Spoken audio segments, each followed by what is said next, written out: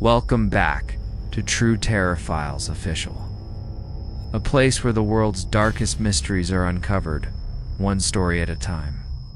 Far in the frozen wilderness of Alaska lies a region that investigators, pilots, and explorers have feared for decades: the Alaskan Triangle. This massive stretch of jagged mountains, endless forests, and icy tundra has gained a terrifying reputation because thousands of people have vanished here without leaving a single trace. Entire aircraft have disappeared from radar screens. Experienced hikers have walked into the wilderness and were never seen again. Search teams equipped with modern technology often find nothing. No wreckage, no footprints, and no explanation. But what makes this place so dangerous? Is it simply the brutal Alaskan terrain, where freezing temperatures and endless wilderness can swallow a person whole? Or is there something far stranger happening within this mysterious region? Something that science still cannot fully explain. Tonight, we will explore 3 sinister mysteries connected to this frozen void. Stories of pilots who lost control of their instruments in midair, explorers who followed strange sounds into the forest, and witnesses who believe the land itself may be hiding something ancient and predatory. Before we begin, ask yourself this question. If thousands of people can vanish in one region without a trace, what exactly is waiting out there in the darkness? Subscribe to True Terror Files Official and prepare yourself, because these stories from the Alaskan Triangle might change the way you look at the wilderness forever. The wilderness surrounding the Alaskan Triangle has always carried a reputation that unsettles even the most experienced travelers. This vast geographic zone stretches between the cities of Anchorage, Juneau, and Utqiagvik, forming a massive triangle of rugged mountains, frozen valleys, and endless forests. For decades, investigators have recorded an unusually high number of disappearances within this region: lost hikers, missing aircraft, and entire expeditions that seem to dissolve into the landscape without leaving behind a single clue.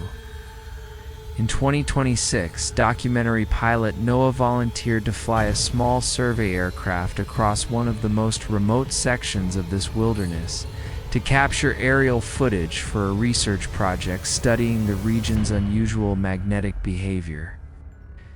Noah had flown through dangerous environments before, but the moment his aircraft crossed into the remote airspace of the Alaskan Triangle, he began to feel a strange sense of unease. The mountains below looked endless and silent, covered in thick forests and glaciers that reflected the pale northern sunlight like mirrors. On the surface, the landscape appeared breathtakingly beautiful, but many pilots who had flown through this region described the same unsettling sensation, that the land beneath them felt strangely empty, as though it were hiding secrets far older than the maps that tried to define it. At first, Noah's flight progressed exactly as planned. His instruments showed stable readings, the engine hummed smoothly, and the sky remained perfectly clear. From above, he could see frozen rivers cutting through valleys that had likely remained untouched for centuries. But roughly 40 minutes into the flight, something strange began happening with the aircraft's navigation systems. The compass needle, which should have remained steady, began rotating slowly in random directions. Noah tapped the instrument panel, assuming it was a minor malfunction caused by turbulence. Instead, the compass spun faster. Within seconds, the digital navigation display flickered, showing conflicting GPS coordinates that made no sense. Noah had read reports from other pilots who described similar events in the Alaskan Triangle, often referring to it as an electronic fog, a sudden interference that caused instruments to behave unpredictably. But seeing it happen in real time was far more terrifying than simply reading about it.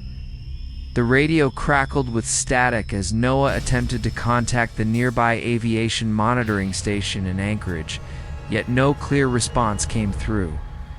Instead, the speakers produced a low, distorted hum that seemed to pulse through the cabin like a distant heartbeat. The deeper Noah flew into the region, the stranger the environment around him seemed to become. Clouds began forming rapidly, even though the weather forecast had predicted clear skies for the entire flight.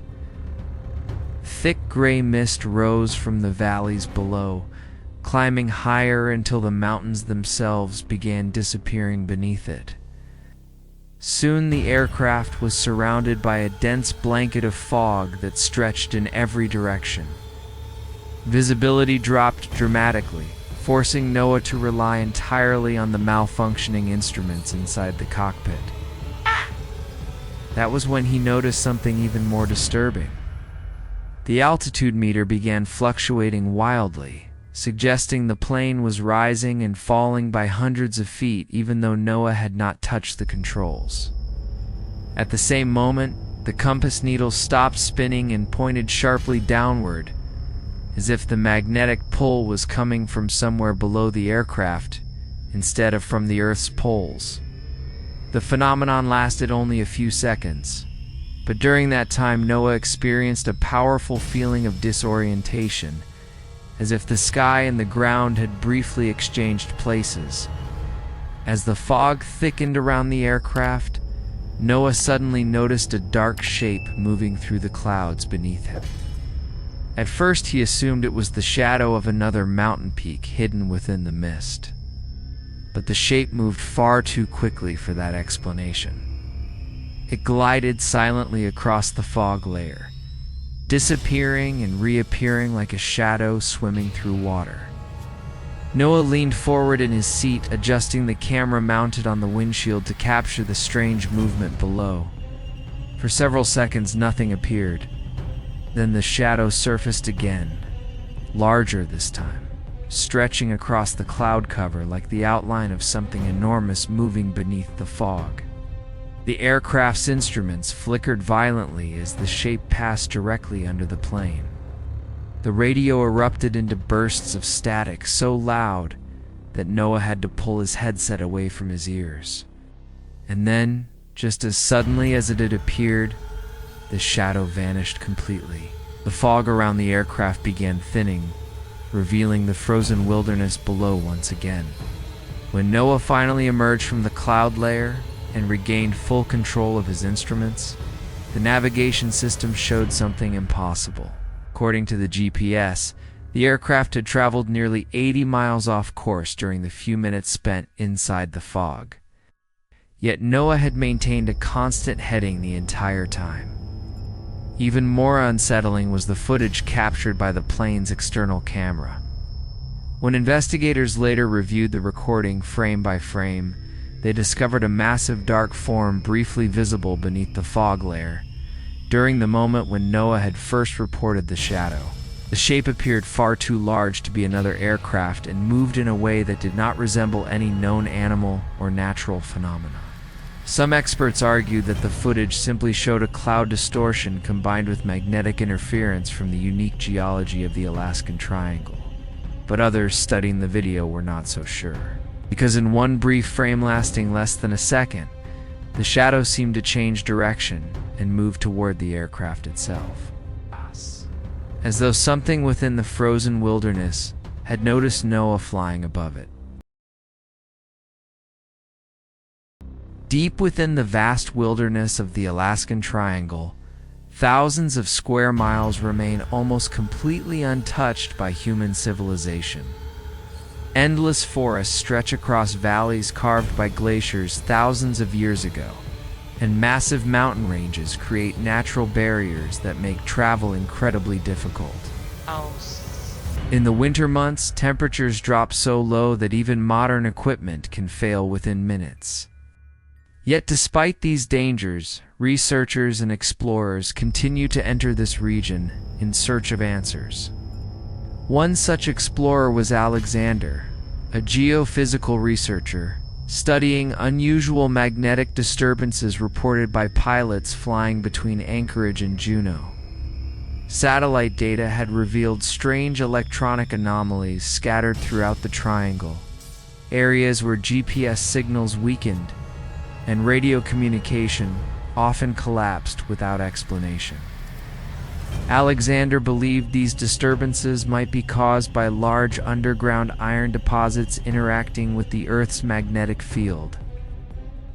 To test his theory, he organized a small research expedition into one of the most isolated valleys inside the triangle. The mission seemed simple: deploy electromagnetic sensors, record environmental data, and determine whether the strange interference could be scientifically explained. But the moment Alexander's team entered the valley, they realized something about the place felt deeply unnatural. The valley itself appeared strangely quiet compared to the surrounding wilderness. Tall spruce trees covered the slopes, their dark branches blocking much of the sunlight from reaching the forest floor. Snow covered the ground in thick layers that reflected the pale sky above. Yet despite the natural beauty of the environment, there was a noticeable absence of wildlife. No birds flew overhead.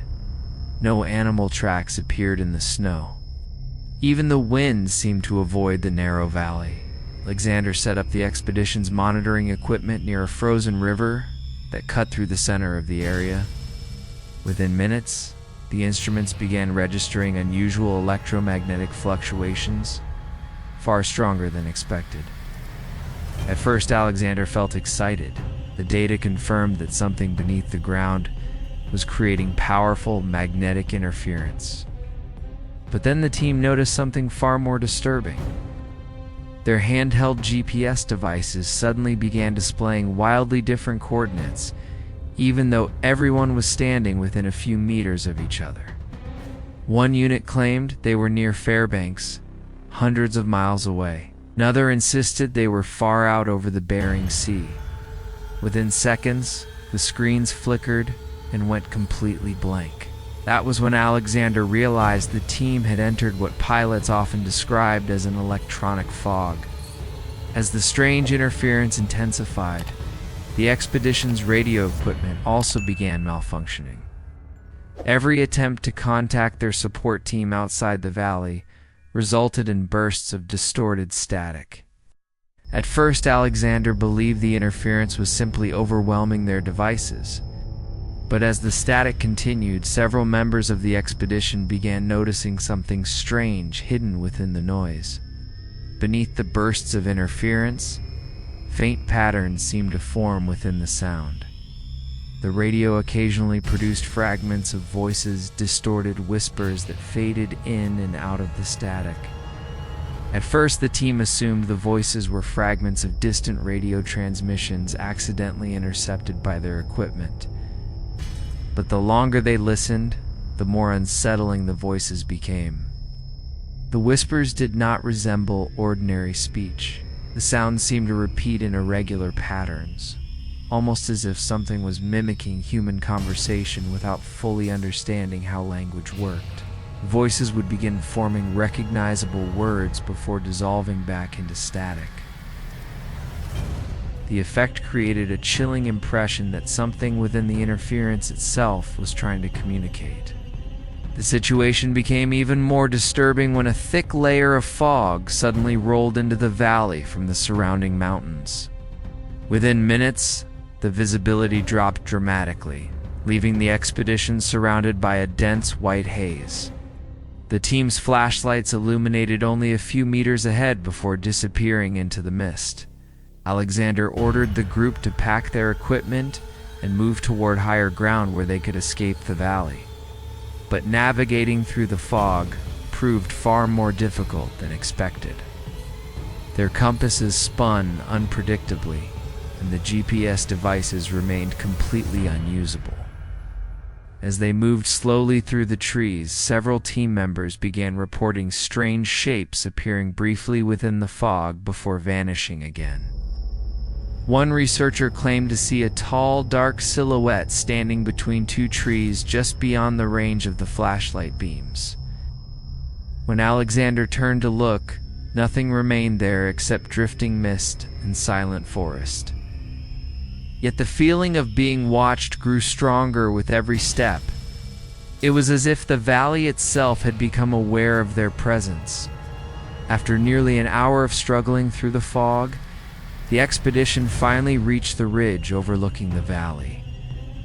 The moment they stepped above the tree line, the fog beneath them seemed to collapse suddenly, revealing the valley floor once again.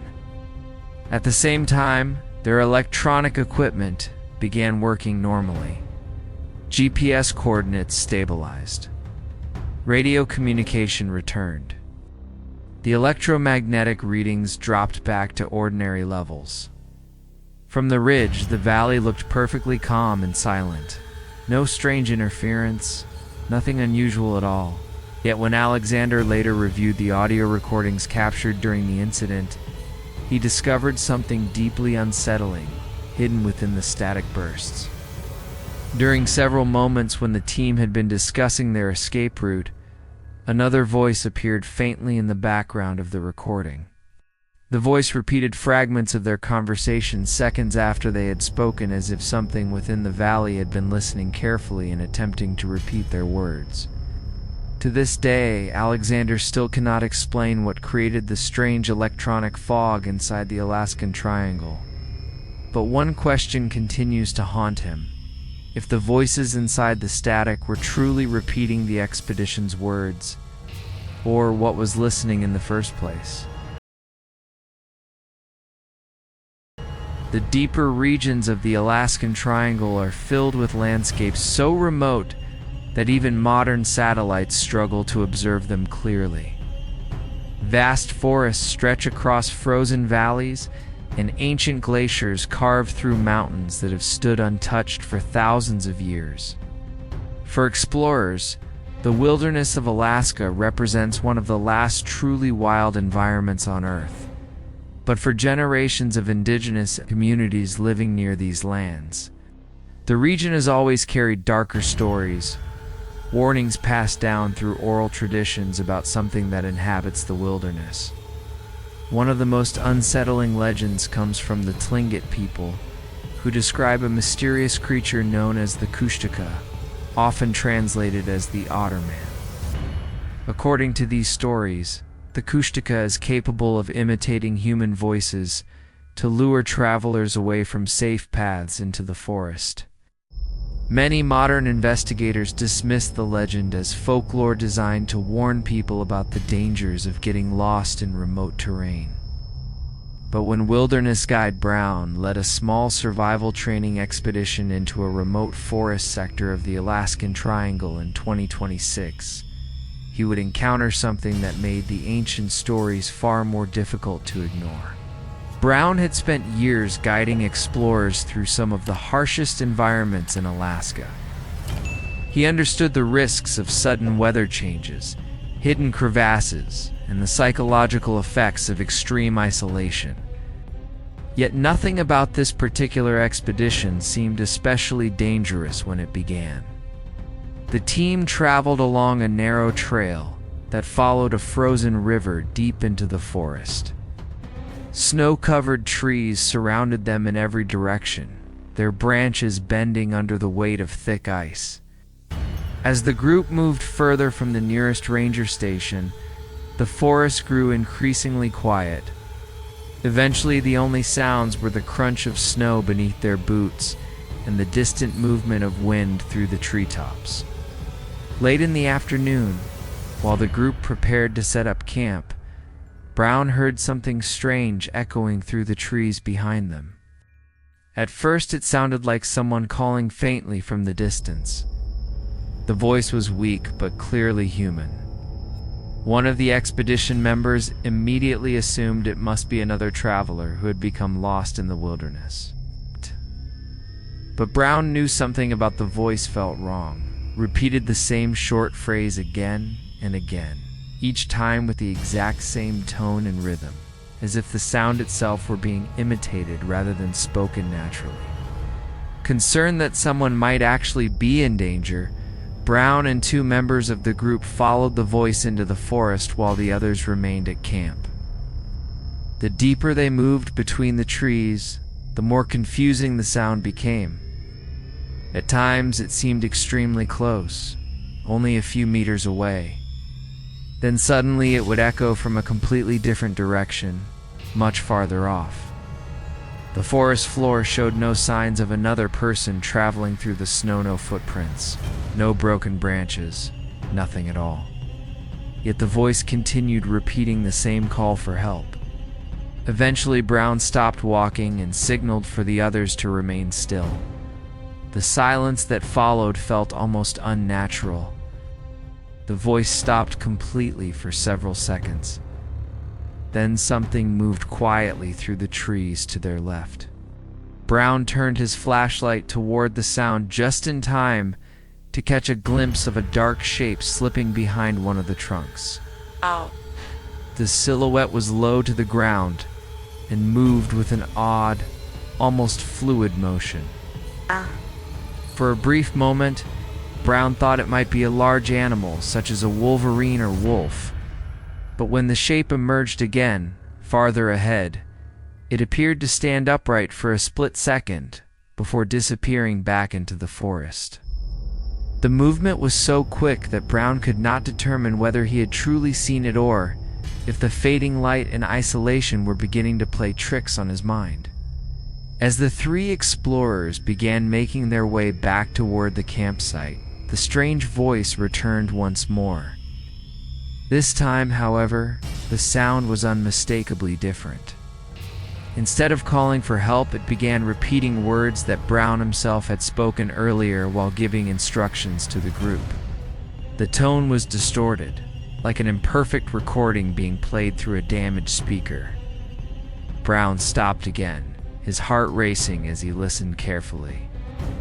The voice echoed from somewhere deeper in the forest, repeating fragments of his earlier conversation almost word for word. One of the expedition members whispered nervously that perhaps another team had been camping nearby and overheard them earlier in the day. But Brown knew the forest well enough to understand that no other travelers had entered this remote sector recently. The repeated phrases continued drifting between the trees for nearly a minute before fading into silence again. In that moment, Brown remembered the old stories he had heard about the Kushtaka, the creature said to lure people deeper into the wilderness by copying human voices. The group returned quickly to their campsite and decided to leave the area before nightfall. As they packed their equipment, Brown noticed something unusual along the edge of the snow-covered riverbank. A set of footprints had appeared where none had existed earlier that afternoon. At first, the tracks looked similar to those of a small animal moving along the frozen shoreline, but after examining them more closely, Brown realized the prints changed shape as they moved across the snow. Some resembled the narrow impressions of an otter sliding across ice, while others looked disturbingly similar to small human footprints. The trail continued along the river for several meters before vanishing abruptly where the ice met the dark water below. When Brown later told the story to local researchers studying disappearances in the Alaskan Triangle, most suggested the strange encounter could be explained by wildlife behavior combined with the psychological stress of isolation. Yet Brown remains convinced that something had followed the expedition through the forest that evening, something intelligent enough to listen, and something capable of repeating the voices of anyone who wandered too far into the silent wilderness.